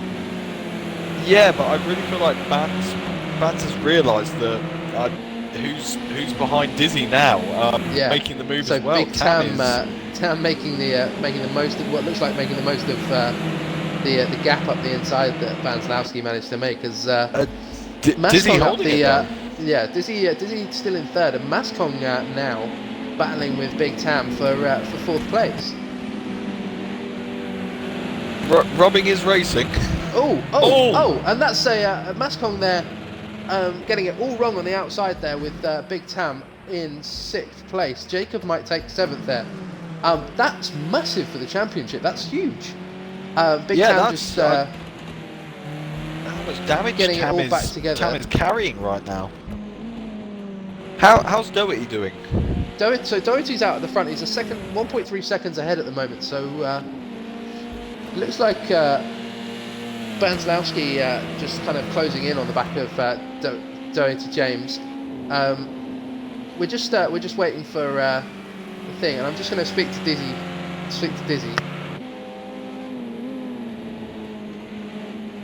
That was like from the start. Obviously, at the moment, I still don't have Doherty on my screen, but Ban's really taking advantage of.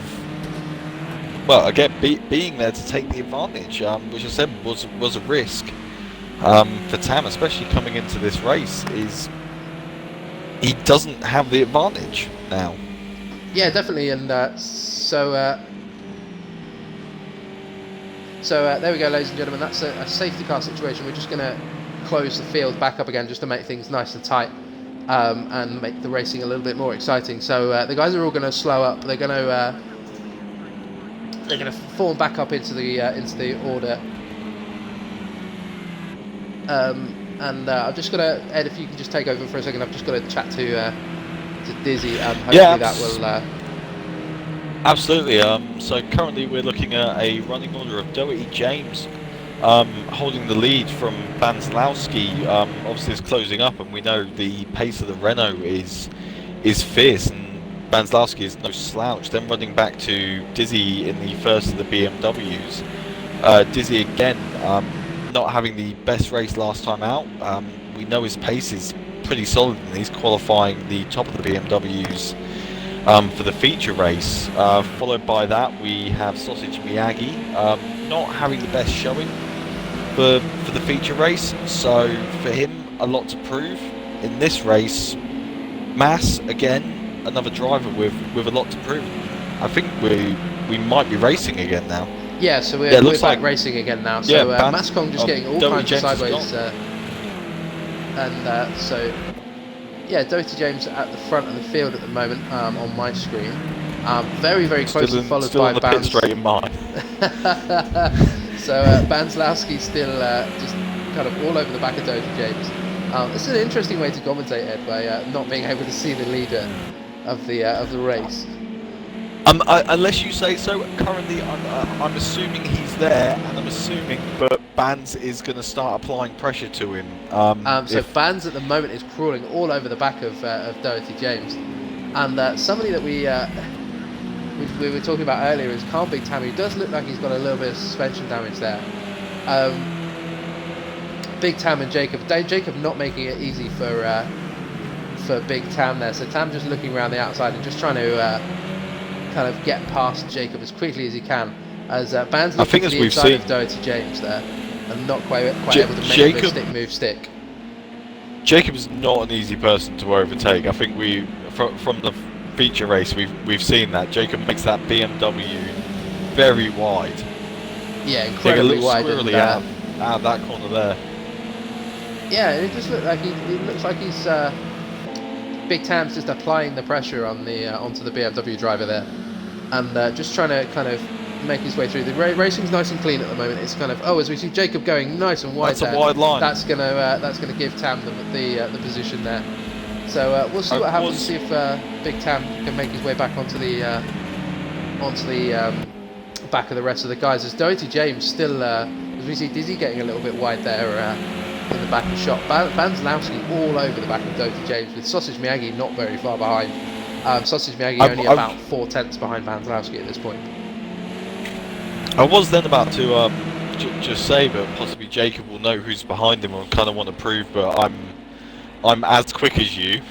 But yeah, just running wide, just feeling that pressure.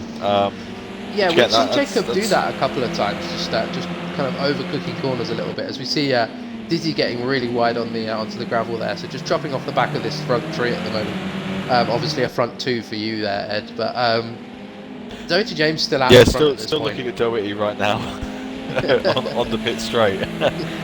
Hopefully the guys at home, I think the guys at home are seeing what I'm seeing right now, which is following Banslowski with Sausage applying lots of pressure to the back of Banslowski's car at this point. Okay, I think Sausage is going to know from the feature race. He's probably got a little bit of pace on Bands round here, and well, he's not letting up as it shows at the moment.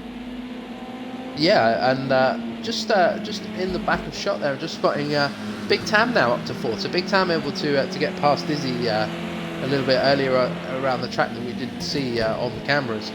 But Big Tam doesn't seem to have the same kind of pace. Maybe it's just a case of him getting through traffic at the moment. Doesn't seem to have the same kind of pace as he had in the feature race. I think it is that the Renault just doesn't seem to quite, because it lacks that certain amount of drive off the corners, seems to sort of struggle to be able to pick up the draft and the overtake, which the great thing is, if Miyagi and Bands want to battle and Tam's going to get involved, this is just helping Doherty James. As long as he keeps it smooth and consistent, he's got to be loving the fact that these guys are... Oh, sorry, just Miyagi up the inside now on the outside of this I believe that's Graham Hill Bend there after Druids. It definitely is. And so we're just Miyagi just looking for a move at the moment. Sorry to kind of talk across you there, Ed. No. But Banslowski surely has got to be kind of hoping that Sausage will just leave him alone and let him kind of get back onto the back of Doherty James. He needs the extra points at this point for kind of from first place. That's what it is. Banslowski makes a mistake coming out of the corner. It all wrong. And that plays very much into Can't Be Tam Tams. I think we're going to see a change of position there. Band's around the outside with Big Tam. So Big Tam now up in the third. Band's getting it all wrong through that corner and just getting it all kinds of sideways, and that spat him off the track. Which is now feeding him to Dizzy, who will have a massive grin on his face, because that's more midfield points he's gaining through this. Like, that's a big fight for those guys in the midfield. He's going to absolutely love the fact that Bands has got damage and he's right in front of him. Yeah, I mean, it does very much seem that I was about to say that the Renaults definitely have the advantage around this track, but obviously we're being led by a BMW right now, so that's definitely doesn't seem to be the case. But Doty James, I don't know where he is on your screen, but just coming through at Graham Hill Bend now, being caught by Sausage Miyagi as well. So Sausage Miyagi definitely kind of has the pace, and maybe just trying to prove a point at this point. And like I say, hasn't had a great couple of rounds, so maybe just kind of trying to make his way back into the fight and fight for second or third place in the championship. For me, Doherty sadly is still sitting on the start-finish straight, but with Miyagi catching him, we've seen how wide those BMWs can be, and as long as they can park it on the apex, they've got the sort of exit speed on the corners to hold that position. So yeah, whilst we see Dizzy looking for a move on Bands there. Yeah, just all over the back of Banslowski there. Yeah, which is like you say, looking for a move. Jacob. Yeah, and somebody we were talking about kind of in the interval between races, Mascon, just kind of try, like you say, just kind of definitely with a bit of a score to settle with some of these BMWs in front of him, and just kind of a bit of a point to prove. Yeah, it's like I said over and over again with Mas. The day it all comes together for him, he's terrifyingly quick. We've said it over and over again in the vintage. He's probably on his best day, if everything works out, will beat us all. So I can't imagine it's very different here, knowing his driving style.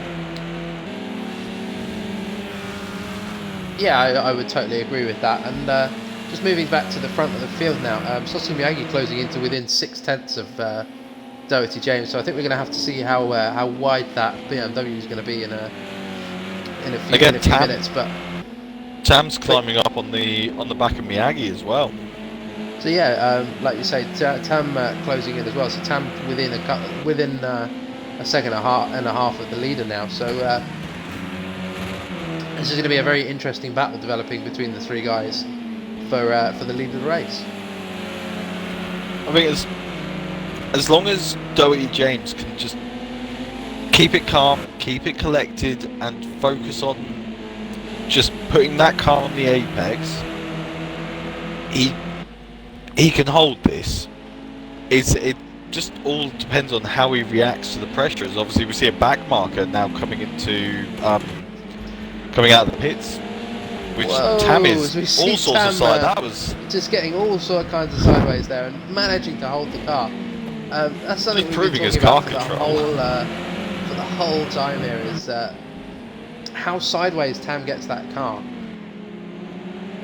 Yeah, and still has an ability to hold it. And like, obviously listening to Tam in the post-race interviews, coming from a controller and being on the wheel for a year, clearly that very sharp turn. Oh, a little touch there between Sausage Miyagi and Doherty James. That gives Big Tam the run down the outside of Sausage Miyagi there. I don't know if he's going to make Miyagi's on the wrong side of the track for this. This is going to get very dicey between the two guys tonight. Plenty of racing room between the two of them at the moment, but that's brave through this one. Sausage Miyagi definitely still side by side between the two of them, and Sausage Miyagi not giving this one up. Racing. As we see, Sausage Miyagi just managing to keep Tam behind him there. So some great driving from Sausage there. Yeah, to be fair, Sheen is a corner you don't want to go sideways through, so absolute respect to the pair of them for going through three corners side by side, essentially. As And again, just you see can the really guys see all that coming down difference the in driving style. Yeah, it's actually quite a good illustration, obviously, the two guys in the same livery, but you can see how Yeah. Sausage is getting Sideways to his corner, Tam is. and Tam is just sideways behind him. As Tam just looking down the inside of Sausage there, but not able to make the move happen that time around. As Doherty James not able to run away from these two guys. Normally, if the two guys behind you start to battle, then you tend to pull a bit of a gap. As Big Tam just looking up the inside again. So the guys He's giving going to each get the other run. plenty That was of a room. fantastic move. As all the two guys come together there, and just I will say that this is very kind of dicey playing moment into between the two of Dizzy's. them. Dizzy's going to start probably clawing possibly something back on these guys soon. Yeah, Dizzy about 4 seconds behind these guys at the moment. We're going to check the gap. Yeah, 4.7 seconds behind these guys. As we see, Tam's very sideways. Tam getting it incredibly sideways. He's getting a couple of wheels on the grass there to follow this. We're just going to keep following this this battle. I'm just going to have a quick look back through the field and just see where everybody else is. Jacob and Banzlowski fairly close together. We see Banzlowski just getting it nice and wide through the corner. I think just, Banz is onto still the grass. carrying that damage from that early incident. And Yeah, and I think this time around Tam's got the run on Sausage Miyagi into the first corner. So this we might see a move here. As Tam gets the move done, but Sausage Miyagi coming back at him down the down the hill and into Druids. So Sausage on the inside for Druids and coming back at Big Tam through fantastic, through Druids. just getting that cut back, knowing that Tam was possibly going to be a little bit hot into that corner. Obviously gives Tam just showing him the edge there. Just a little bit of a rude racing there between the two guys, and but some great car control between these two guys, and a great display of kind of racing right to the line and right to the limit of what's acceptable and what's. I don't know how this has helped Doherty. Obviously, you know the gap more than I do. So yeah, Doherty at the moment is a second ahead of these guys. So he has run away a little bit, but not that much. It's really going to come down to how wide is that BMW then. If Tam can run away from Sausage Miyagi, it does seem that Sausage Miyagi is able to stay on the back of, as we see Sausage Miyagi just up the inside of Tam there, just not quite able, just looking down the inside, not quite able to make the move that time around. He's not giving it up, is he? No, he's definitely not. Not giving it up. He is Tam. It does seem as Tam is starting to just gap Miyagi. As we see Redshift just a repeat of his last corner kind of incident in the first race. Redshift being a lapped car at the moment, and really finding it quite difficult. It seems to be in this race to really find his pace. I know he went into the pits following an issue, so yeah, I feel like he's obviously just trying to get out of the way of the leaders and the other cars. Yeah, Redshift having a bit of a torrid race here and not quite on the pace of the other guys. It does look like so Can't Be Tam has kind of made his way onto the back of Doherty James there. So I think we might see him kind of challenging for the lead here, and like you say, it's going to be interesting to see how wide Doherty James can make that BMW, as we are on lap 13 of 14. So we're only got one or two more laps. We've only got one lap to go after this thing, as we see Doherty James there in third place now. So Doherty James dropping all the way back. He kind of lagged out there for me and didn't see. See what just was that going on little there. bit of mistake costs you so much in these cars, and again, Miyagi is not letting Tam drive away with this. Yeah, Miyagi definitely kind of trying to put as much pressure on Big Tam as he can. And so yeah, Miyagi kind of doesn't look like he can quite kind of get onto the back of Tam's Renault at the moment. So we are on the last lap now, so I think this might come down to a last minute kind of move, as we see Sausage making some interesting lines there. We're just seeing a few guys kind of jumping into the session. I'm not entirely sure what's going on there, but this is obviously going to affect the guys an awful lot with the kind of the kind of lag issues when people jump in and out of sessions. So let's just have a quick look as I believe Doherty James, yeah, he's got Dizzy right behind him now, so Dizzy might be trying to make a move on Doherty James through this last kind of section of the last lap. Oh, I have to say, Doherty is just magically appeared on my on my screen. He's Finally, still it's only taken. my, It's only taken 14 laps. I have to say, he's still appearing in last, but I can now actually see Doherty and Dizzy starting to climb onto the back of him.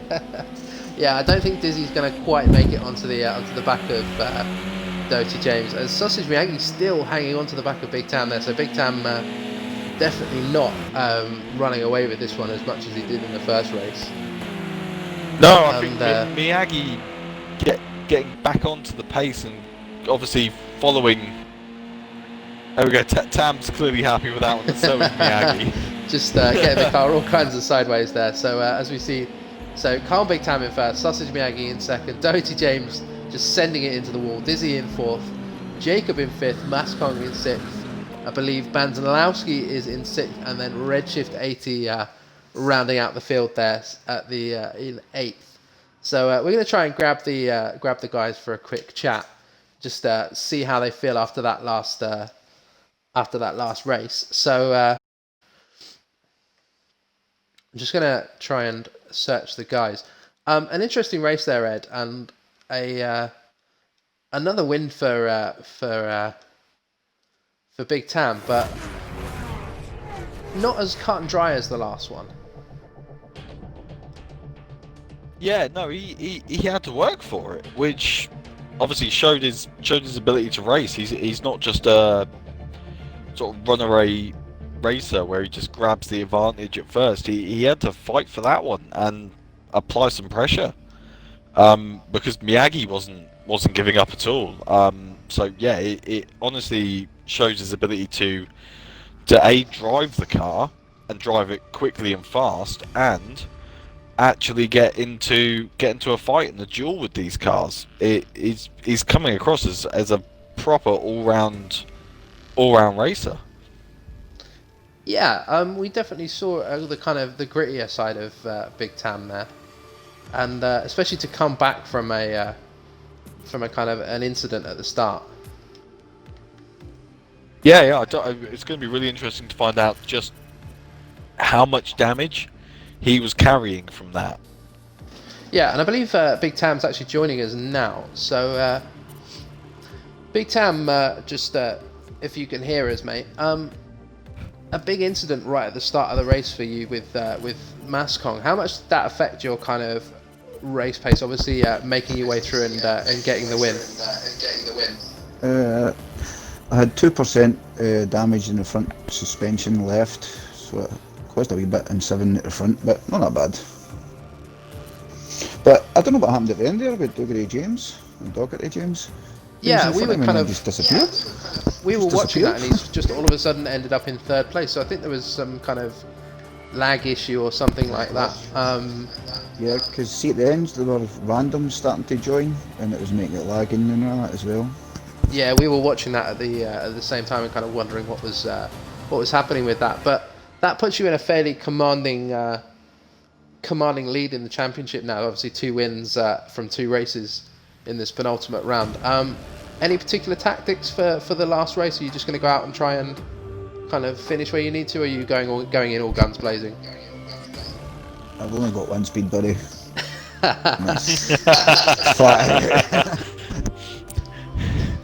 I had a feeling that was going to be the answer to that question. So, I'm old school, just that. Thanks very much, Tam, and well done on a good 2 wins today, mate. Congratulations, phenomenal driving, Tam. Cheers, buddy. And that was bad for Doherty James. That was going to be a good wee battle in the last couple of laps. So. Yeah, it was definitely shaping up into a kind of a great battle. James, if we can come to you next, mate, and hope maybe you can shed some light on kind of what happened in that last kind of, I think it was on lap 13, where on our stream it just looked like you all of a sudden just kind of stopped stopped and suddenly dropped to third place? We had somebody joining the lobby by the look of it, and caused a few of us to have this screen freeze and suddenly sausage and time of 3-4 seconds up the road, and then I got hit with another spike of it, which literally put Dizzy right up my rear bumper as well. So that was going to be close, and yeah. Yeah, it's a real shame. We were looking for that fight. We were looking forward to that fight. It's very odd. I don't quite know how those people were joining, considering this is a private lobby. So yeah, it's They're still joining. strange, but yeah, strange, but they have the ability to do that. And again, that's the gods of Project Cars playing with us, and really unfortunate for you, James. You've run two really solid races. One with obviously a mistake from yourself in the first race, but second race you were doing everything you needed to really bring that home. Yeah, exactly. I mean, to be honest, I know I've been putting the time into practice and know it's paying off in the races. So I'm still happy with getting a podium. And then obviously I crashed in the first race, but these things happen. So one to forget, but still points taken there. Yeah, well done, mate, and well done on that third place spot. That was kind of, like I say, unfortunate, and we were kind of robbed of a really great battle there at the end. It's all good. On to the next one. Definitely, and looking forward to Mount Panorama. So Sausage Miyagi there, our second place finisher. You've been out in the wilderness for the last couple of races, mate. We've not seen you for interviews. No, I've been struggling. So a welcome return to form, or kind of what's your thoughts on that race? Oh, it's a good one on it. I tried to hold Tam off for as long as I could, which, as you probably saw, was difficult. But once he got past me, I needed to beat James really for trying to close the gap in the points. So I thought if I tag onto the back of Tam, hopefully I'll be able to get down the inside when Tam goes through. Unfortunately, James suffered a bit of lag by the looks of it, didn't he? Yeah. But yeah, like I say, a kind of a great race from you, and then you did make that Renault look incredibly wide through most of that race, mate. I was trying. To be honest, I've been really looking forward to really getting to watch Sausage actually get a full race in. I believe I missed him at Zolder really being able to show his stuff, and everyone keeps telling me that how fast Miyagi is. Getting to see him at Le Mans, granted, but actually in the touring cars where everyone says that's where he shines, it's been a pleasure actually watching that battle develop and watching that fight happen. You guys were two abreast through 3-4 corners in a row, giving each other the room and pushing it. How much pressure were you feeling just to be able to try and hold that two abreast and not ruin someone else's race? Oh, a lot. Obviously, we all know that Tam's in a league of his own at some tracks. I think it was a second faster than everyone else in qualifying then, so I knew it was going to be difficult to keep him behind. And to be honest, I was surprised that we stayed 2x2 for so long. Credit where credit's due. Clearly, Tam might have a slight advantage in pace at the moment, but you really showed your mettle by not giving up and holding that 2x2 shows, but you're really not far off Tam's pace, and it's not going to take a lot for you to be right there. So that really showed through that sequence. Just definitely trying to keep up with him. That's the goal. So well done to well done to all the guys there, and thank you very much for joining us. That's all the racing we have time for here at CRS. For those of you that kind of are interested in getting involved, kind of, if you're kind of watching this and wondering kind of how do I do that? How do I kind of get involved? The link to our Discord is in the bio for our Twitch page. We run quite a few leagues. We run leagues for all abilities, all kind of. If you've only just picked the game up, if you're racing on a pad, if you're racing on a wheel, it doesn't matter. Come along, get involved in something, and everybody's more than welcome. One thing I'd like to chat about, and something that I want to kind of highlight, and I don't know if Smokey is here. So Smokey runs our Tier 2 touring cars. Smoke, I don't know if you can hear me, mate. Do you want to just, if you could just pop your audio into the broadcast, and Good evening, Smokey. How are you? how was your Tier 2 race, mate? How are things kind of for you guys?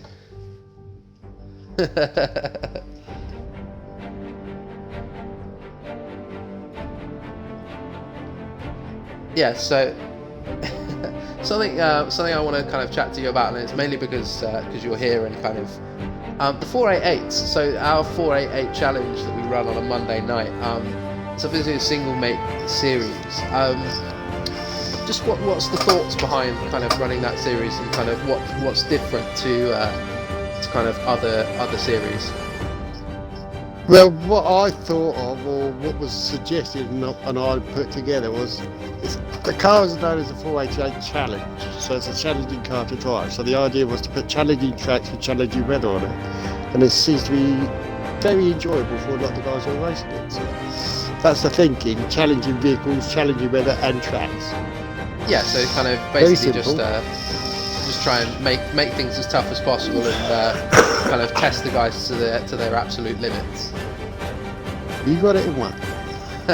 So obviously the guys, like I say, the 488 challenge runs on a Monday night, and you can get involved. We're halfway through a season at the moment with the 488s, but once that finishes, we'll be opening back up again. Obviously next week is the final round for this CRS Touring Car season. What that one of two things that means. One thing is we're going to see the end of the title fight, and we're going to be it's going to be really exciting to see who can come out on top. And at the moment, Big Tam looking fairly dominant, but I know that the rest of the guys aren't going to take this lying down. But also what that means is that the touring cars sign up is going to be back. So just kind of I don't know if I'm allowed to talk about this or not, but the process that we go through with our kind of signing up for touring cars, and I'd imagine it'd be something similar next time, is we kind of set a track and a particular car, and we get the guys to kind of run a time trial as much as possible, Smoke, and kind of run a time trial and see how fast they are. That's it. That's maybe your play. I mean, for time trial, the faster your time trial, the more chance you've got of getting an invite into the series. So the idea is do your best. Yeah, so basically, yeah, that kind of decides what tier you go into, and kind of basically we run the tier system just to kind of try and make things competitive for everybody and make sure that everybody gets a fighting chance at kind of taking home a victory. Thank you very much to Smoke for joining us, and thank you very much to you guys for coming along and watching as well. It's obviously been a great kind of evening of touring cars, and thank you very much to my co-host Ed. It's absolutely been a pleasure just for getting to watch these guys drive the way they do. It's been great to watch, and it's been great to commentate on. Fantastic racing and a really fair race between all of them. I don't think there's going to be many complaints at the end of it, which is the way we want to finish. Yeah, definitely, and we hope to see everybody again next time, and we look forward to our final 2 rounds at Mount Panorama in Bathurst. Which is from knowing Mount Panorama, it's a great track. Mistakes can be made so easily at the top of the mountain, with great overtaking opportunities. So regardless of your championship position, there's opportunity there if you can just keep that consistent and get it right. It's going to be intense. Yeah, and very much on that note,